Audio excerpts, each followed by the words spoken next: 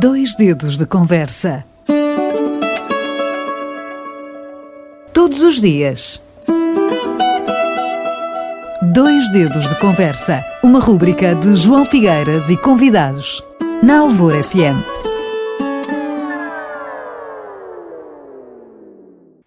Nunca é demais falarmos sobre a ciência e sustentabilidade. Por isso, volta e meia batemos à porta do professor Aragão para sabermos mais, cada vez mais. O saber não ocupa espaço, segundo se diz por aí, e é bem verdade. Bom dia, professor Aragão. Hoje o que vamos saber? Ora, muito bom dia. Hoje vamos falar sobre os solos. Os solos. Exatamente. E no passado dia 5 de dezembro... No dia 5 de dezembro passado, pois foi o Dia Mundial, não é? Dos solos. Era o Dia Mundial dos Solos. E a propósito disso, vamos falar um bocadinho sobre isso. Então, vamos lá. Ora, nesta conversa, também quero desde já dizer que vou utilizar algumas ideias de referências do artigo publicado na altura pela professora Isabel Brito, do Departamento de Biologia da Universidade de Évora. E falou sobre isso e, a partir deste artigo também, algumas coisas são, digamos, utilizadas em comum. É que, no final, o solo é o sustentáculo da vida, na Terra, claro. Mesmo que a vida tenha começado nos oceanos, como sabemos, os quais, por outro lado, estão rodeados pela Terra em constante interação. Há assim uma mutualidade entre uma coisa e outra. O solo assegura muitos serviços essenciais. Por exemplo, o quê? Olha, filtra e armazena a água.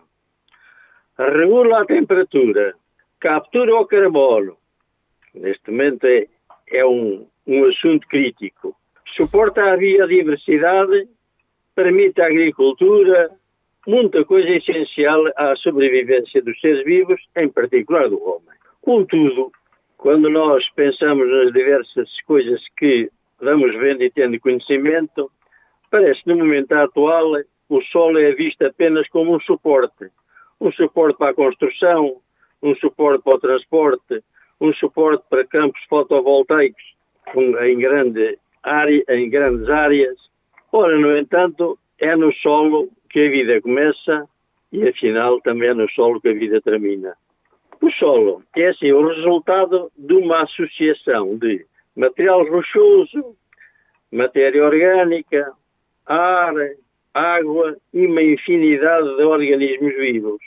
Por exemplo, sabemos que uma grama de solo tem cerca de 1.000 milhões de bactérias. Uma grama. Tem 200 metros de hifas de fungos. São aqueles filamentozinhos que os fungos produzem para sobreviver. E é o próprio corpo deles. E muitos outros. Tem nematos, outros seres vivos. Há mais organismos vivos numa colher de chá cheia de solo que habitantes na Terra. Isto é uma coisa que, sendo uma verdade, para ninguém pensa nisso, ou nos tem isso em conta, e realmente o solo é utilizado de uma maneira muito displicente em relação à vida. Esses micro-organismos que lá habitam estabelecem entre eles e com as plantas que neles proliferam vários tipos de relações. Por exemplo, relação de mutualismo, isto é, um e outro têm uma atividade que tem mútua vantagem entre si, mas também ao contrário, o parasitismo, em que uma delas depois parasita a outra lá que na sua zona vive e que se aproveita dela. Cooperação, por exemplo, a cooperação muito nítida e muito conhecida de todas as pessoas é a cooperação das micorrizas, que são aqueles organismos que se localizam nas raízes das árvores. Esses micro-organismos fixam o azoto da atmosfera que as árvores não podem e, por sua vez, as árvores dão-lhe a seivazinha já preparada com a qual eles vivem. Isso é uma cooperação. Claro que também há a predação, em que uns utilizam outros, determinados fungos, a gente sabe que, e não só fungos, por exemplo, as formigas são aos milhões no solo, muitas vezes utilizam a planta até plantas superiores e acabam por a planta secar, porque fazem a predação dela, da seiva dela. E, por exemplo, também as relações de competição, por exemplo, competindo em relação à própria água, competindo em relação a outras situações da ecologia local. Da atividade microbiana, chamando micróbios, que é verdade, a todos estes seres, a muitos destes seres micro que lá vivem, resultam produção de vitaminas, produção de aminoácidos. Ora, estes aminoácidos, como ainda ontem na televisão o programa falava, são a base da vida na Terra. Digamos, a molécula orgânica mais simples que existe e que, combinada entre si, acaba por resultar na constituição do corpo dos seres vivos e da sua própria evolução. Os aminoácidos célebres cá no nosso DNA, a guanina, a citosina, a adenina, são essas. Ora, estes aminoácidos são necessários também para as plantas, porque elas também são seres vivos e a base da vida é idêntica. Estes micro-organismos, como há bocadinho tinha dito, fixam só o azoto atmosférico, que não é absorvível pelas raízes, tem que ser transformado em matéria absorvível. E são os micro-organismos que os fazem. Produzem antibióticos, como o homem muito bem sabe. E outra parte importante que nem sempre se tem em conta, que é degradar os químicos poluentes, como os pesticidas, os herbicidas, os fertilizantes e essa infinidade de coisas que o homem vai espalhando pela terra, sempre e quase sempre numa perspectiva comercial de aumentar os lucros imediatos. Depois, há uma atividade intensa do homem, que já modificou a paisagem em muitos sítios e modifica constantemente sobre os solos, e provoca muitos desequilíbrios, muitas vezes difíceis de restaurar. Não se pensa nisso, ou pensa-se pouco.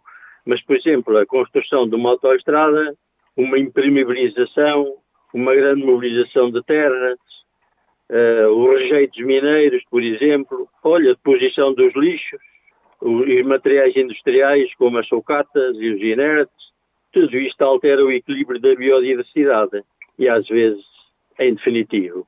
Pois uma zona, por exemplo, de deposição de sucatas, com todos a solução de metais pesados que efetivamente envenena a terra, pois isso, o que lá havia vivo durante muito tempo mesmo, já não consegue recuperar. O ecossistema que os solos constituem, privado das inter-relações que lhe são próprias, fica fragilizado e menos resiliente. E o que é que tem acontecido? Isto também já está verificado cientificamente. É o aparecimento de pragas e doenças que antes eram desconhecidas. Porquê? Porque num ecossistema que esteja em equilíbrio, há uma mútua relação entre os diversos seres no sentido de os defender, chamemos assim, e é verdade, de problemas de alteração da situação natural. E quando isto se desequilibra, há um, digamos, que não pode defender o outro, aparecem pragas e doenças. Outro problema, a perda do solo por erosão após os incêndios florestais. Esta, em termos de vida, da escala da vida humana, é irreversível. Não é em 50 anos que consegue recuperar-se o solo que se perdeu, porque depois vêm as chuvas e arrasta tudo para os rios, conforme sabemos. Ora, assim, estamos a dar conta que o recurso do solo como elemento produtivo tem vindo a diminuir, mas afinal é dele do solo que dependem os bens que sustentam a vida e a própria sociedade humana. Muito bem. E, professor, para terminarmos, já estamos com o tempo... Ora, só para terminar, olha, depois a dizer-lhes que isto tem sido reconhecido de tal forma que já há produtos comerciais, são chamados os inóculos, por serem inoculados no solo, para repor alguns tipos de micro-organismos que já se não têm encontrado. Agora, já se lá não encontram. Agora, se isto dá resultado ou não, pois não sabemos, temos que esperar para ver, mas também já temos dado conta que muitas das criações humanas que a curto prazo dão um determinado resultado que parece positivo, a médio e longo prazo temos verificado que realmente essas intervenções humanas assim feitas, os resultados são bastante menos bons. Pronto, será que algum Obrigado, dia... professor. Um grande abraço. Até à próxima. Obrigado. Pronto, até à próxima. Obrigado. 2 dedos de conversa. Todos os dias. Dois Dedos de Conversa, uma rúbrica de João Figueiras e convidados, na Alvor FM.